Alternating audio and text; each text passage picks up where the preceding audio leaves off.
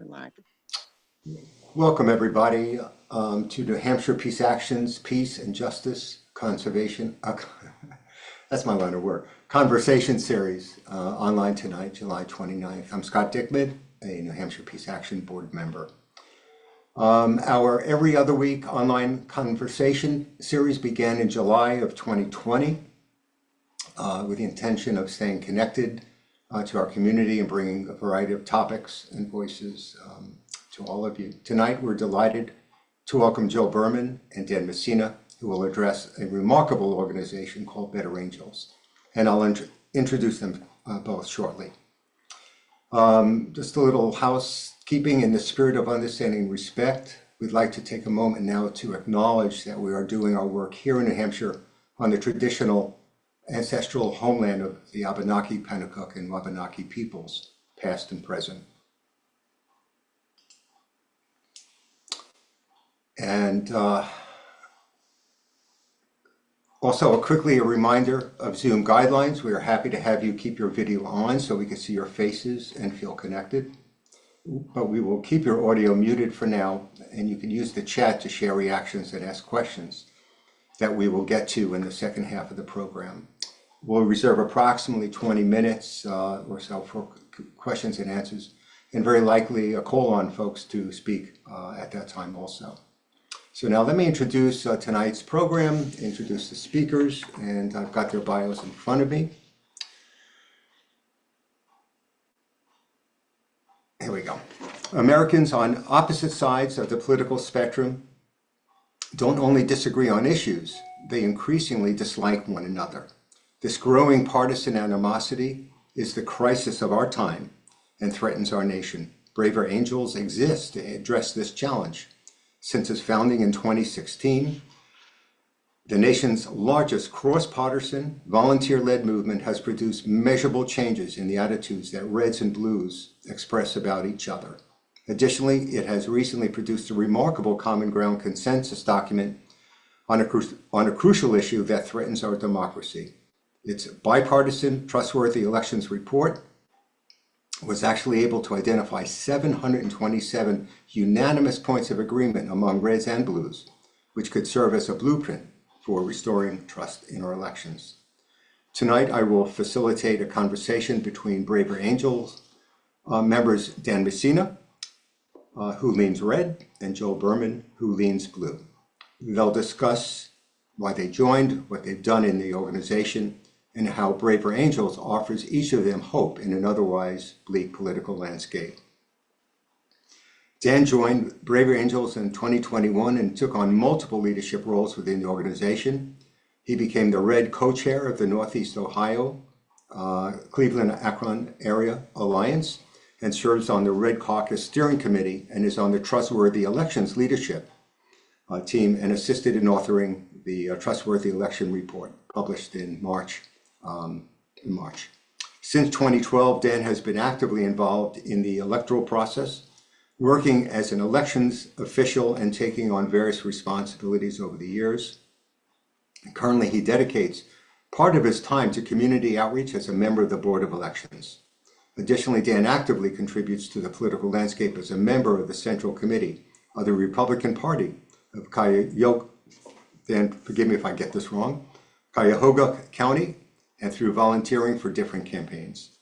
Despite his academic background in mathematics, Dan possesses a lifelong passion for history, and he also nurtures interests in philosophy, physics, science, psychology, and technology. Joel Berman, a retired physician, is a certified facilitator for the Compassionate Listening Project, an organization that teaches skills for peace building in everyday life.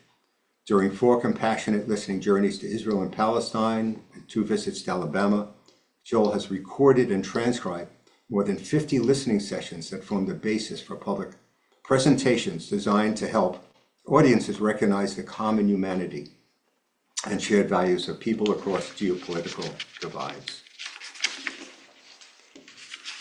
And Dan, I'm going to turn it over to you now, please. Okay, thank you very much. So being a part of Braver Angels, it's a national organization that is looking to bridge the political gap. and address it. And they do it through alliances. That's how, so it's basically kind of a grassroots effort as well. So arrange ourselves in alliances. And the national, so we have a national team, and then we have chapters just about every state. One of the things they came up with that National came up with, and that we use in our meetings when we meet, and we have Reds and Blues come together to sit at the same table to talk about things, topics or events in a civil fashion. We have this thing called the Braver Angels Way. And the Braver Angels Way, I'll just read it real quick. It's 8 bullet points. Braver Angels Way. We state our views freely and fully without fear. We treat people who disagree with us with honesty, dignity, and respect. We welcome opportunities to engage those with whom we disagree. We believe all of us have blind spots, and none of us is not worth talking to. We seek to disagree accurately, avoiding exaggeration and stereotypes. We look for common ground where it exists, and if possible, find ways to work together. We believe that in disagreements, both sides share and learn. In Braver Angels, neither side is teaching the other or giving feedback on how to think or how to say things differently. And that's all of it.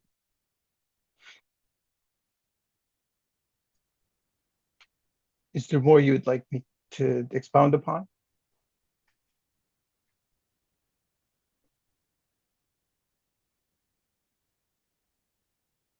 I think through the questions that Scott asks us, Okay. we'll flesh that out. And I think the translation of that into what the organization actually looks like will become apparent.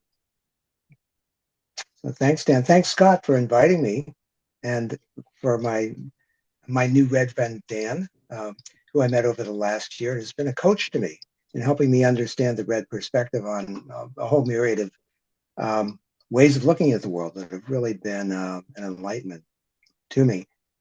You know, I listened to those 8 principles, and I see them as kind of the tent stakes that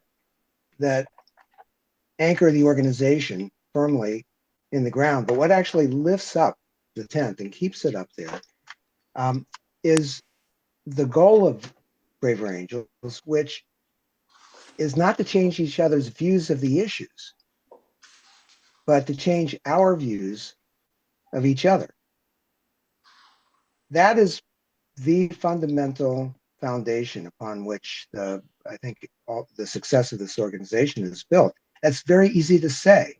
And, you know, in most of the situations that I'm in, it's rather hard to do, especially when I'm with my ideological friends, and we like to, get together and rant about the horrible news of the last week, and it's easy to pile on. But there are some rarefied environments where it's actually easy. In fact, it's the easiest thing to do is to listen to somebody from the other side if the environment is right. And we'll talk about how we got involved with Braver Angels. Each of us tell you our stories. But I remember after my first live engagement with Braver Angels, I came away thinking, like so many other Braver Angels have said, that we are really not as different as our politicians and our pundits would have us believe. That in fact, there's actually a lot more that unites us than divides us. And so I look forward to sharing what my experience has been, look forward to hearing from Dan. And there's some other Braver Angels members who have joined the call tonight, and I'm hoping that they will also offer their perspective. Thank you, Joel. I'm going to ask each of you questions, and please feel free, to expound on anything that you feel is very pertinent, please. So, Dan, what led What led you to join the Braver Angels in the first place? And Joel, you can follow up when he's done with that same question. Okay, I joined Braver Angels because I remember a time when we used to be able to sit down and hash things out in a civil manner. It could be very passionate, but still civil. It was okay to disagree, and we used to, remember. I'm sure many of you have heard this. Well, we'll agree to disagree. I mean, at least you could end it there, and know that there's maybe differences you can't just reconcile just yet. So I remember those days, but it seems like it's not not as common anymore. It's really easy to get siloed into our own bubbles, particularly online or on social media. Um, and the other reason I joined was I felt I was being mislabeled, and I was being called things or being labeled as something I'm not. And I don't know of others who have that same label as I do. I don't see them as having that label, and so I wanted to be able to talk to people face to face about what it is I actually believe, and be able to make and to justify it. So there's that as well. Plus, I've the other reason was I've noticed that everything has been overly politicized, and I feel like I think we have to come together. And I think that we have to be at the same table to discuss these things. And then when I've done this, I always come away feeling as though we have more in common than not. And that Joel said it beautifully. Thank you, Over to Dan. you, Joel. Go ahead, Joel, please. And thanks, Dan. Well, I've been a nominal member of Braver Angels since 2017, shortly after it started. I mean, I like the idea. It seemed like an appealing thing after the 2016 presidential election, but I never really got engaged. It didn't get its hook into me until the summer before this, 2023. And I decided to apply to the Braver Angels National Convention, which is in Gettysburg, Pennsylvania. And you have to be accepted because it's critical to have an equal number of reds and blues at these national conventions for reasons that we'll talk about later, I hope. My ulterior motive actually was that I'm a member of the Compassionate Listening Project, which is a international organization that does a lot of things, but one of them is sponsor trips to various parts of the world, and more recently the U.S., where there is tension and contention. Compassionate Listening Project led a trip to Alabama in October 2022, and we didn't have enough red people to listen to. So when we go to these places, we listen to people all across the ideological spectrum, and we were having a hard time finding people leaning red, Republicans, who would be willing to talk to our group. So I thought if I join Braver Angels, I'll make some contacts, they'll fill our roster, and it'll be good for everybody. So I went to Gettysburg. That was the national convention last year. And I have to say, it was one of the most significant events in recent memory. It's hard to describe the impact it had on me. I had some anxiety. I don't have any blue friends to speak of. I'm sorry, red friends. I live in a blue cul-de-sac with 16 houses filled with 15 Democrats in a blue neighborhood, in a blue city, in a blue county. As Dan said, I used to have red friends and I didn't categorize people based on whether they voted one way or the other. So I was a little anxious, not sure what would happen. And we got to this convention. In the plenary session, it was about 350 reds, 350 blues, and some people in between. And the moderator said, take a look at your lanyard. And I hadn't noticed. I thought, it's a blue lanyard, but it's blue because I lean blue. And the moderator said, find somebody with a different color lanyard, either red or somewhere in the yellow, which is unaffiliated, and just ask them why they came to this convention. And then just listen for 4 minutes without interruption. And then when you're done, the other person will ask you, why did you come to the convention? Now, remember, the overarching goal of Braver Angels is not to try to change each other's opinions on political issues. It's to try to change our own opinions of each other. So I'm listening to a red, and suddenly I have the permission, the command actually, not to be making a list in my head of all the reasons why this guy is wrong, so I can, then come back and refute every point that he's making. And that actually clears up an enormous amount of space in your operating system. It's like, wow, I can really pay attention now because I'm not here to debate. And in that convention, and this last convention that we had last month that Dan was at, and Scott was at, and Nancy Joe was at, I've had scores of conversations with people with different color lanyards, because it's not just in the plenaries or the breakouts, but 3 meals a day for 4 days. You walk into the cafeteria and your marching orders are to sit down with somebody with a different colored lanyard and just start a conversation and find out who they are, why they came here, what their life experiences have been, what influenced their current political positions. And as simple as that sounds, it was a combination of relief and joy and oxygen in the room. We didn't start out talking about issues. We didn't start out talking about who you're going to vote for. Are you going to vote for that guy for president? Are you going to vote for that guy? The conversations, the scores of conversations that I had, almost never got down to individual politicians. We dealt with people's stories, who they were, why they came, what they're worried about, what's their family of origin, what are their biggest concerns about democracy. And that concern is shared across the spectrum. Everybody is frightened for the future of our democratic republic. And when I got to know these people and heard their stories, I had a much better understanding of what led them to have the political views they have. And I was amazed that, as Dan said, I had done to Reds what Dan had experienced, which was stereotyping, and assumed that Reds are monolithic and Reds believe this.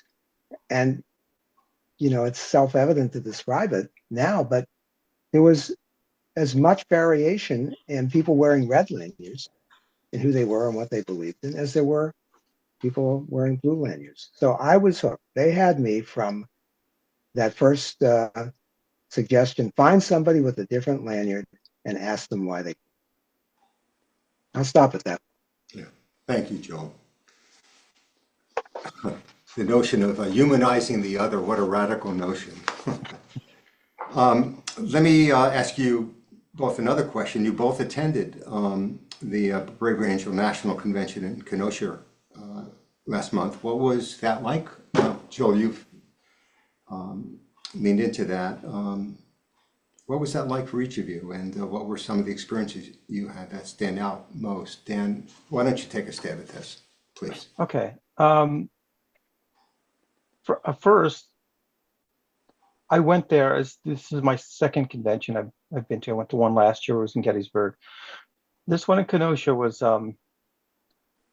pretty amazing. I get on a lot of Zoom calls. I get to know these people over Zoom because we do a lot of things nationally, and I do. You don't have to, but I do. And then to see people there, I didn't feel at all tense or uncomfortable, except for Thursday night, and I'll explain that. But it was a blast. There was actually quite a bit of camaraderie, and it didn't matter if blue or red, it didn't matter, or yellow, it didn't matter. I'd gotten some great conversations with both blues and reds. And Joel's right. We didn't talk about candidates. We didn't even talk about issues necessarily. We talked more about kind of where we're going. What's the direction of the country? candidates and issues are going to come and go. Do we have enough of the essentials here in place to let's say keep America in a way that we understand it, in the way that we grew up in it, and it's still being rooted in liberty and freedom. That's how a lot of those conversations ended up, at least for me. And it sounds like for Joel too, it may be something along those lines. So it wasn't about just the passing of this candidate or that candidate. So when I tell some of my red friends, I went to a Braver Angels convention where we had equal number of reds and blues. Oh my gosh, what was that like? And I told them it was great. I go, somebody was actually checking to make sure I wasn't high. And no, really, you'd be amazed how much you can actually talk to people face to face who actually disagree with you. And it's fine. Sure. Yeah, you're going to hear things you're not going to like, but it's okay to sit in that disagreement and to be uncomfortable, because the more you do it and the more I've practiced it, the easier it comes. It's not a big deal to me anymore, but you have to practice and you have to engage yourself. There was an experience. One of the experiences that stand out for me was Thursday night. It was the first night of our convention. It happened to be the night of the presidential debate. So what did we do as Braver Angels? We decided to meet in the huge chapel on campus, because this was at I forgot the name of the college offhand. Well, I'm sure Joel remembers, but anyways, it's so it was on. What's that? Carthage College. Carthage, yes. So there's a chapel on campus, and so most of us went in. There's probably I'd say 400 to 500 people in there, roughly equal numbers of reds and blues, there to watch. It was a debate party, essentially, is what it was. A huge debate party, and in between we had. And I've never been to anything like this, and this must have been the largest debate party in the nation, and equally divided among reds and blues. It was fascinating, to say the least. That was very memorable, because it was very, very quiet in there. People were not talking; they were listening. Some reacted. But we talked in between. We had debate moderators that came in and asked us questions. But anyways, it was fascinating to see. So I'll leave it there. Okay. Thank you, Dan. Thank you, Dan. I have two more questions that I'd like to ask. We have about 10 minutes for this portion, so just be mindful of that. What Braver Angel activities has each of you worked on? What's been the most satisfying, most exciting? There's a number of opportunities on the website and available. Why don't you address that, please? Dan, do you want to go first, or Joel? Joel, why don't you go? Okay. To Dan's comment, a reflection from his friends, he must have been high. I get that too. I have a weekly Zoom call with my progressive left-leaning college buddies, and when I described what happened, it was a similar reaction to what I think Dan was experiencing. So you drink the Kool-Aid? That's cool. That's nice to feel high, and so what? What becomes of it? But what I really want to have time for, and I know Dan, you had suggested that you have an interest too, is how you get beyond this first fundamental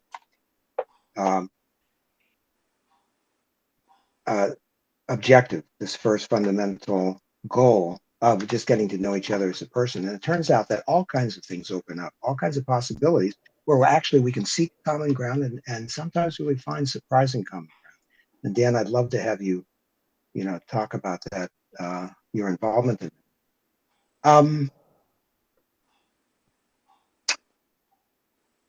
So I have two things that really excite me. One is, since I'm with the Compassionate Listening Project, there's a lot of overlap between the objectives of Compassionate Listening and Braver Angels. And I am working along with actually Scott and Nancy Joe and about 7 or 8 other members of Compassionate Listening to see how we might combine the strengths of each organization in creating a workshop that takes the best attributes of each organization.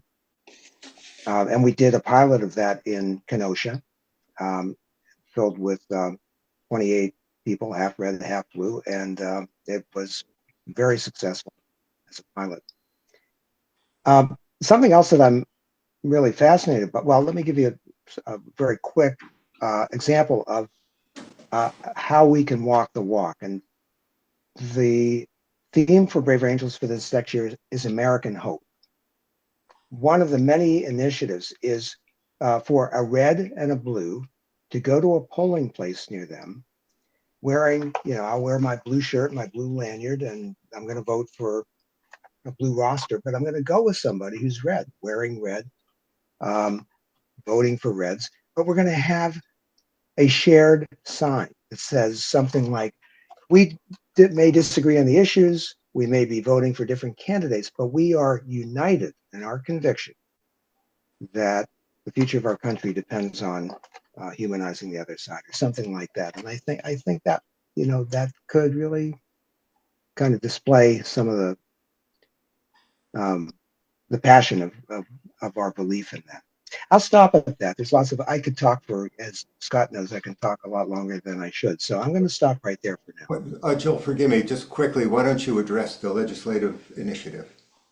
So another passion of mine, and I was surprised to find out that now 1 mile from where I live, the State House has been the scene of a kind of coalition building based on Braver Angels models of interaction. It's called the Granite Bridge Legislative Alliance.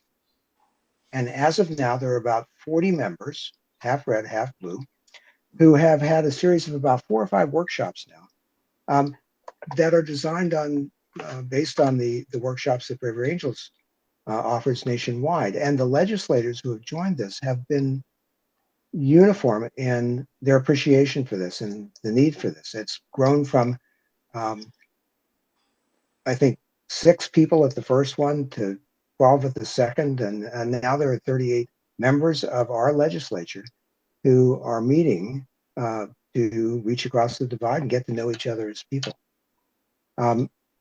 It's really exciting, and I'm a little chagrined that I didn't know about it until just a few months ago. Thank you, Joel. Dan, how about some initiatives that you're working on, please? Okay. Well, so I'm a co-chair. So we have co-chairs to head up alliances. I'm the red co-chair, and I have a blue co-chair, and we plan events in Northeast Ohio, and it covers 11 counties for us. And so we've gotten on a good roll the last year and a half about getting getting people involved and getting the word out. And the other thing that I've done, which is a website called fightingtounderstand.org. I believe there might be dashes in there, so don't quote me. Fighting to Understand is hosted by a guy named Ted Wetzel. He does this thing called Dinner and a Fight. And so they've adopted his, Braver Angels has adopted his format. I won't get into the format, but it's another way of bringing reds and blues, or bringing political opposites together to talk. And here it's over a dinner, and you don't know what the subject is, you don't know what the topic is, you don't know what the statement that's going to be released until you're there. But it allows for a discussion back and forth, and then it's a long, I won't get into it, but basically, so he's actually taken that initiative and has gone into various states around the nation under Braver Angels. So So I was happy to bring him into that. The other thing I'm also on something called the Red Caucus Steering Committee. Quickly, it's a Red Caucus is within Braver Angels because Braver Angels is mostly blue. It's about 3-to-1 to 4-to-1 blue to red ratio. And so the Red Caucus was formed to basically sort of gin up how do we get more Reds into the organization, and how do we retain them? And that's really the biggest thing that we do. So I'm a part of the steering committee for that. But the thing that I'm most proud of, and the thing that I've done, was get on the Trustworthy Elections leadership team. It's the Trustworthy Elections Report. I urge you to check it out. I won't take time to go through it here, but it's basically using common ground workshops, equal numbers of Reds and Blues, to come up with unanimous points of agreement over elections. And we are 7 major components to elections that we covered in our report. I urge you to go on to braverangels.org, find the Trustworthy Elections Report. You should find it on the homepage, and download the report and read it. And so there's also an executive summary if you just want to read through that. But I was on the leadership team. I helped to author it. And so that's the thing I'm really very excited about. Thank you, Dan. Lastly, 1 minute each, very quickly. What gives each of you hope for the future of our democratic republic? 1 minute. And we'll go to Q&A. Joel, why don't you start, please? Yeah, it's sitting across the table, breaking bread with people with political positions very different from mine often, although not always, and being able to see the world through their shoes, understand the decisions they made. And I think more important than anything is recognizing shared values. Because when we have the conversations in this special environment, that's what emerges.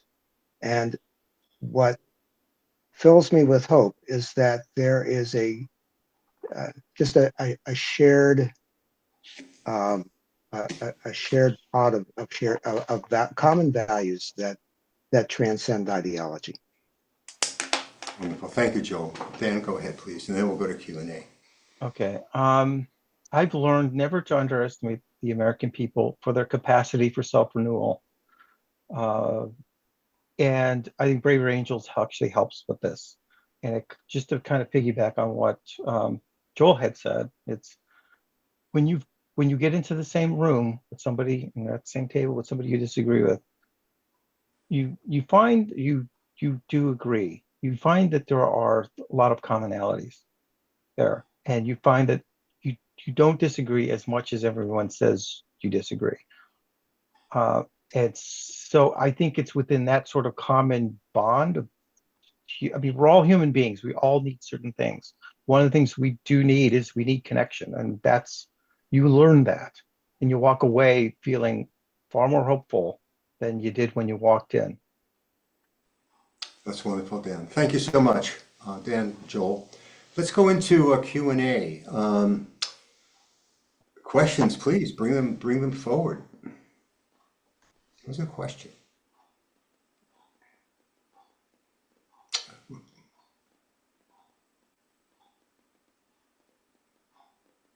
There you go. Lindsay, please. You're muted, Lindsay. I know, just unmuted. I was looking for the hand to put up, but I didn't see it. They've added an AI companion to the thing on the bottom. I think it may have pushed something out. But anyway, thank you so much, Joel and Don. Is it Don or Dan? Dan. Dan. You brought up something that I've been sitting here asking myself: to what extent does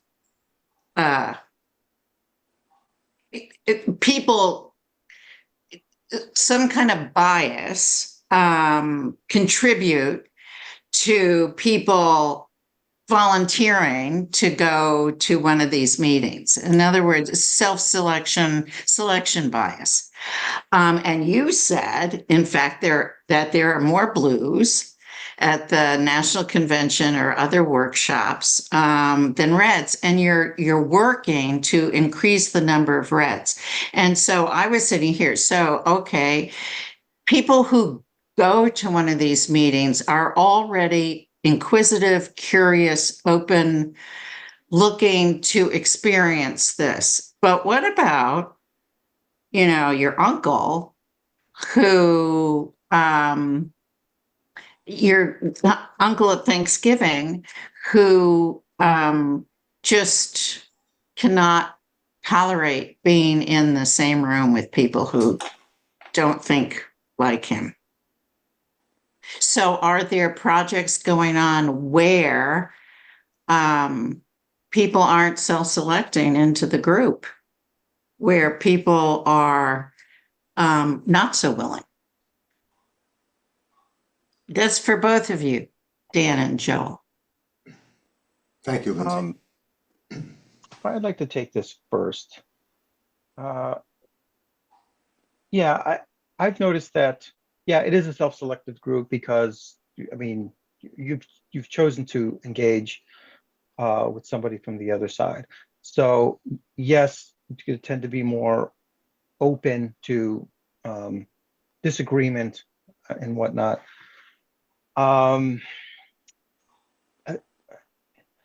You'd be surprised. I'd be surprised. I'll give you an example. I have a friend of mine. He and his wife I'm friends with. My friend, he's a little bit more, let's say, polarized. Okay, he's had some bad run-ins with people from the other side. So his wife's just the opposite, but they do everything together. And he mentioned, he knew I was part of Brave Angels, and he said he wants to go to the next meeting. And I was like, okay, I'm not going to stop you. I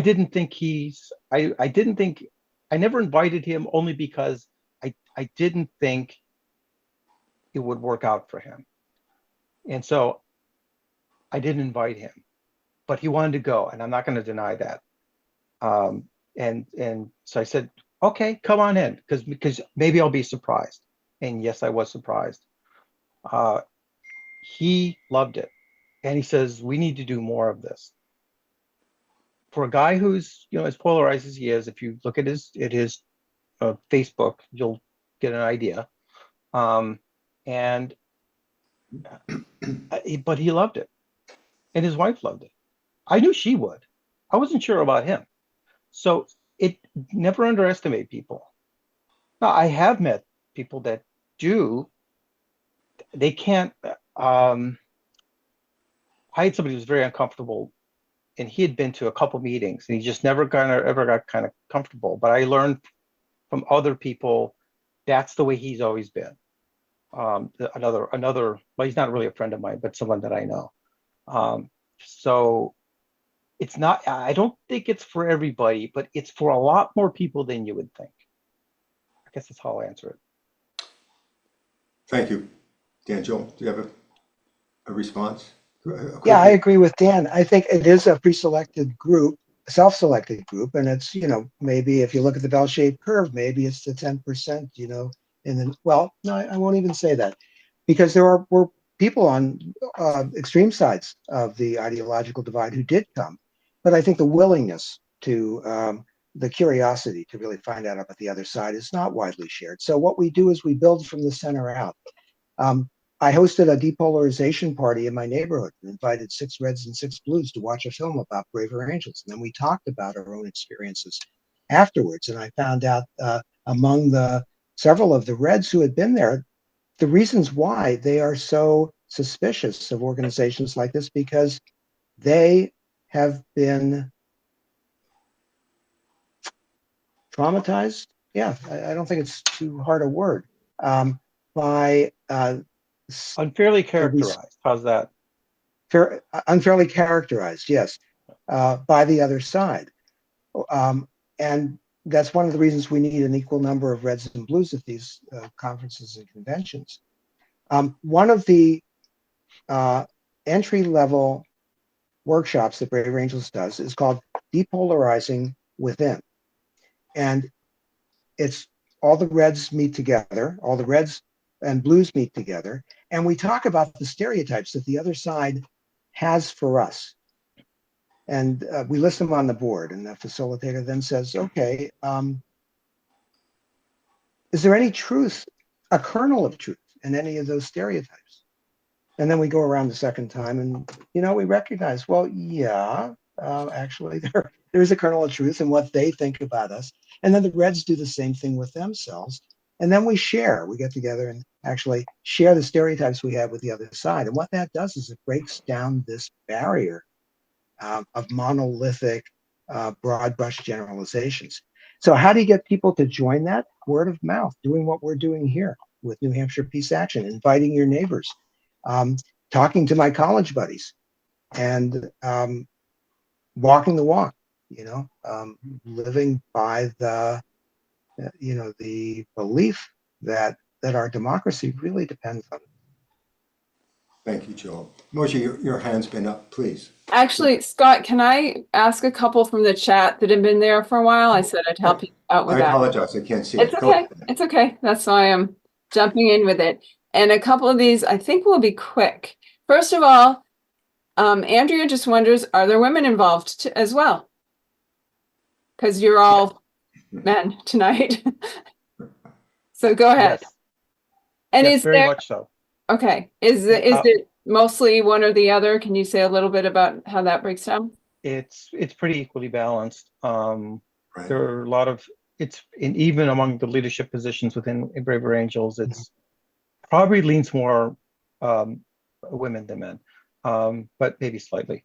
But in general, I get equal numbers of men and women in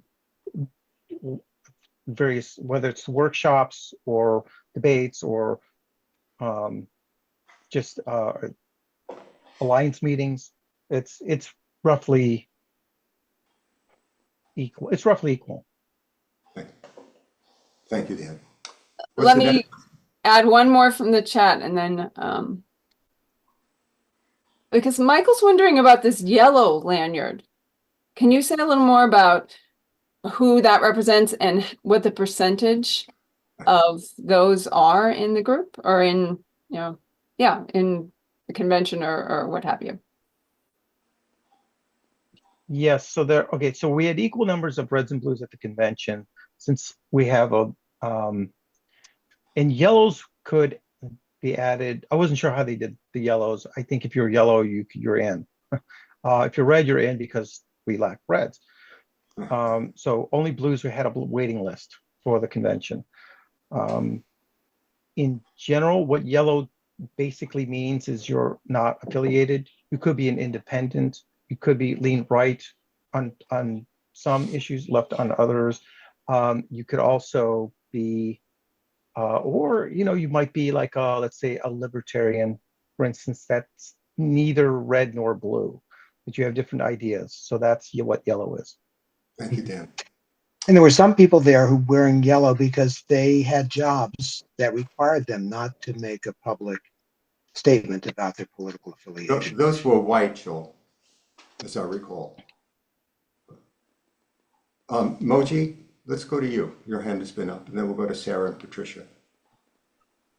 Hi, thanks for what you're doing. That's very important work in nonviolence.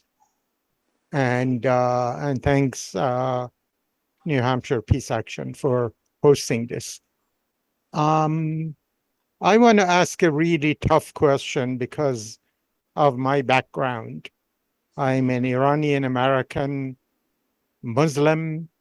Well, I'm a Sufi, but I'm a Muslim. And I can tell you all kinds of horror stories about the kind of things I have experienced. But in one case, in a town in Arizona where I had gone to host a session about, having a conversation about Islamophobia and building peace between Christians and Muslims,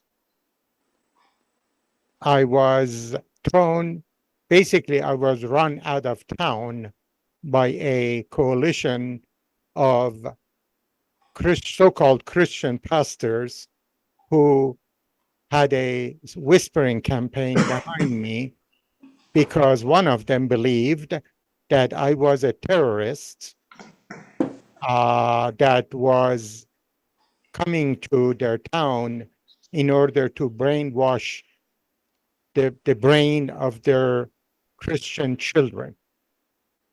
So when you have this kind of determined ideological demonization that is being implemented purposefully for a very specific project to prevent humanizing the other, how do you deal with that? And by the way, I have a project that Sister Amy and others in New Hampshire Peace Action are familiar with. It's called Chambers of Compassion. I would love to work with you on that. But share your thoughts about how do you deal with when somebody comes to your gatherings with a specific agenda of dehumanizing a particular population and preventing that population from being undemonized. Thank you, Moji.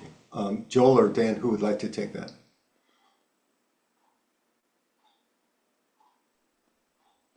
Well, Dan, I'd like to ask you, and you've been with the organization longer than I. This won't answer your question, but within the Braver Angels, have you had any kind of experience where you've seen that dynamic?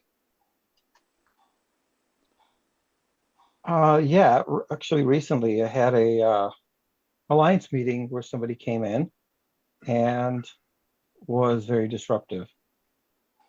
Tended to monopolize the conversations, didn't allow for others to speak. He misrepresented what others believed. I mean, you get that from time to time, and we're still trying to figure out exactly how to handle it. It's certainly not within the spirit of listening and trying to deal with exactly what I can only go off of, and I kind of wish everyone did this. I can only go off what you tell me, and we try to basically say we do have moderators that try to help steer the conversation, but it doesn't always work. And I don't know how to get through to those people, and it's just a very small percentage. I mean, it's the first time that we've had anybody that was really disruptive in our meetings. All the meetings. I mean, everyone has good and bad nights in terms of getting into discussions and that sort of thing, and kind of felt like maybe you weren't heard or understood, or you felt like you didn't communicate properly, or get your point across or whatever. So I'm not even really sure how to even answer this question. Let's pause there. I think you've made your point. There are other people with their hands up, and I just want to try to allow for as many as possible to participate. Diane, your hand has been up, please. Thank you.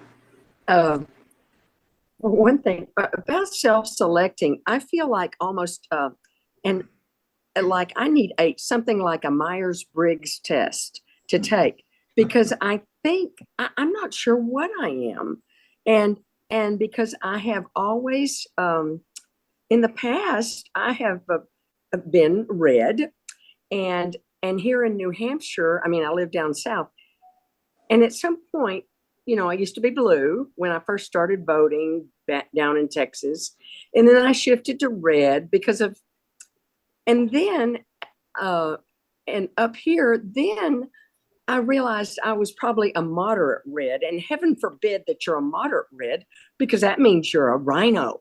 And I crack up. So in a way, I don't know what I am, and maybe I just want to be nice and just fit in.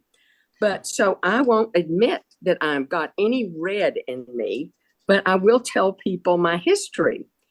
And so I say that, and I think I wanted to say something. Oh, I have a real short fuse now, and I'm sick of being nice, and I know I've got to be nice. And I tell you, I kid and say, I don't carry a gun. I don't carry a gun because I got a short fuse, and I don't have much patience with all these nitwits. And poor Moji, I don't have your name right, sir. I'm sorry. I just think, I can't believe it. I can't believe this self-righteous pricks. And I go off on that. And I know I've got to simmer down, because I have a friend that tells me, Diane, it's only about two things. Two things are involved: fear and love. And of course, we know that anger is with the fear. It manifests as anger. So I'll just say that. That's what I say. I have to be careful. Diane, I very quickly, I want to invite you to the next Bravery Angels New Hampshire Alliance meeting. We have them once a month in person, and I think it would be a great way for you to find out where your leanings lie, and an opportunity. Well, you'd have to behave yourself, but you don't have to be in agreement. We like to learn how to disagree better. And in fact, that's one of the workshops that we start out with, learning how to disagree better. So please join us. Please, everybody who's in New Hampshire and nearby. We have a very active alliance that is in many ways leading the nation. Thank you, Joel. And thank you, Diane. And there's always yellow, Diane. Sarah, quickly, please. You have a question. Hi. Well, you've been discussing some of the things I was interested in, which is great. And I was just going to ask what would happen how you would hold a conversation with someone came up to you when you were obviously advocating for something and add something different. But if you feel like you've already answered that, I'm curious. Actually, somebody gifted me with a membership, and I want to find out how do you get to these meetings, and you tell me more about how the organization works. Who would like to So go to the Bravery Angels website, braveryangels.org, and sign up. It costs about $12 a year. So money is never an object. And when you list yourself as New Hampshire, you'll be asked if you want to be on the New Hampshire Alliance mailing list, and go from there. Or email me and I'll take you to the next meeting. That's how you get involved. Thank you, Joel. Thank you, Sarah. Patricia, please. And then just very quickly, we're running out of time. Patricia, are you there? Understood. I am. There you go. Thank you. Yes. Go ahead. Just two quick things. Moji, I was very moved by your story. Let me tell you that moderators who run the workshops have very rigorous training in, number one, laying out ground rules. And if people aren't following ground rules, they're given the opportunity to leave. And number two is that they are trained to stop that kind of interaction very promptly, not to let it go on and on. So those are two guardrails that I've seen used. The second thing I wanted to say is I think one of the two speakers talked about walk the talk. To me, the best benefit that I've gotten out of hanging out with Braver Angels is this opportunity. I know it's a good idea to talk to people outside of my silo, but to work with them on a common project a goal, a workshop, any kind of event that Braver Angels plans means that I work with members of the other party, and we have to get along and we have to do it because we have a common goal. It's easy. Thank you, Patricia. That's wonderful, wonderful observation and input. Thank you. Unfortunately, we're running out of time. Many thanks to our presenters, Joel and Dan, and all those who came and participated in part of the conversation. You can learn more and follow their work by going to the Braver Angels website, and that's all one word, braverangels.org. So please stay in touch with New Hampshire Peace Action by checking out our own website. And we're on Facebook as well. What we're working on and what's next in our programming. Speaking of which, the next conversation in 2 weeks will be on August 6th. The Hibakusha Peace Project, which is comprised personal stories of the atomic bomb survivors in Japan in World War II. And on August 12th, a discussion on the Israel-Palestine peace initiatives. Despite the violence, people, individuals, very brave individuals and NGOs on the ground that continue to work for peace and justice. This series will remain free and open to everyone. However, we deeply appreciate any financial support that you can give and afford. That opportunity is at the website. Also, NewHampshirePeaceAction.org/donate. Lastly, thank you for your interest and participation tonight. And again, Joel and Dan, for your participation. Dan, you came a long way from Ohio to be with us. It was a long shot, but thank you so very much, and Joel as well. Again, have a great night and please take care. All right, have a good night, everybody. Bye-bye.